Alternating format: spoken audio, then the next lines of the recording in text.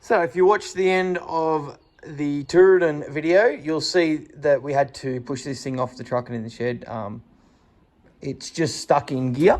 So what we're going to do is that angled piece will pull it out of the way, and then there's just 3 bolts holding the gear stick in, and that's going to be all it needs to pull the gear stick out. So we're going to pull the top off the gearbox there and figure out what we need to do. We got the gear stick out, and as you can see, this is what we see when we pulled it out. So that is the second selector is in the first position. And as you can see, there's a bit of gap between the first 1, 2, and 3, 4 selectors. There's a bit of a gap there. And what I think's happened is the gear stick slid out and popped. I think it's possibly popped out the top and ended up above the thing. So I think what we're going to try and do is actually, if you look here, it's badly worn. Yeah, you can see it's quite worn there. So what we're trying to do is weld it up a bit, grind it back down to the shape it should be, and hopefully that'll stop it popping out. If not, we may have, that center selector to me looks quite thin. I think that's possibly a bit of our problem. So that would obviously be a bigger job because we'd have to get that out of the gearbox. But if we can just do it by fixing up the gear stick itself, we'll be on a winner. So we've just built this up here with the MIG. As you can see, we've put probably a lot more on it than we really needed, but we'll grab the grinder and we'll be able to shape it all like we need it, and then we'll probably flip it over and do the other side. So as you can see, we have built the end up and then just used the grinder, just the 4-inch grinder, grind that down. Now also, you've got a slot here, and same on the other side. This hole's been drilled and it should never have been drilled. I don't know who's done that. And then what you end up with is a pin coming in each side, which that's going to be the wrong one. The pin comes in from the side, and that stops the gear stick from rotating in the hole. And then also it allows the gear stick to pivot left and right to select between the different selectors.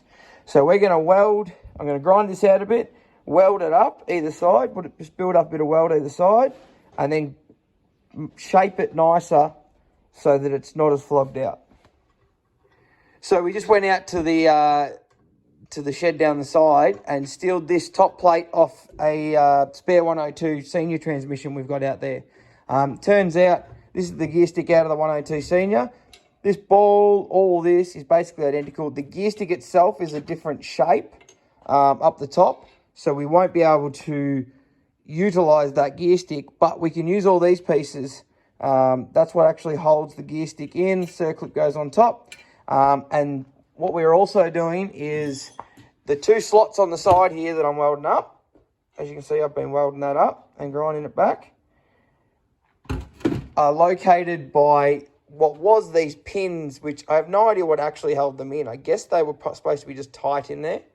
But what we're doing is we're threading the holes, and we're going to grind down the ends of these bolts, like machine them down so that they're the right diameter, same diameter as the pin, so that we can then thread it in, put a lock nut on it, because you want to be able to put a lock nut on it because you don't want to screw it tight against the shifter or it'll stop the shifter from moving. So that's what we're doing right now, and then it should all go back together and hopefully work pretty well. So we'll get back into it. Okay, so we got it all assembled, and there's just, I mean, that's still loose, we haven't bolted it down yet. But the gear stick actually fits in there really nicely. So we're bolting it all down. So you've got the 2 back bolts back, and you've got this bigger bolt at the front here, and what actually it does is hold down one of the detent springs, and then you got the 2 detent springs next to it, but the third one's actually under the tip of the bolt in there. So anyway, we'll get that all bolted down, and then we can test shift it and see if it's going to go in and out of gear and do what we want it to do. Okay, so it's all bolted in. It actually we had to bolt it in and out just a couple of times just to get it all where we were happy with it. But that's first, second, And then it's actually really not that far between the first, second gate and the third and fourth gate. But it gets them. I won't be able to do that without moving the engine. And then it goes over there to get reverse. So it does all seem to work nicely now. So I'm happy with that. Should be easier to find gears now.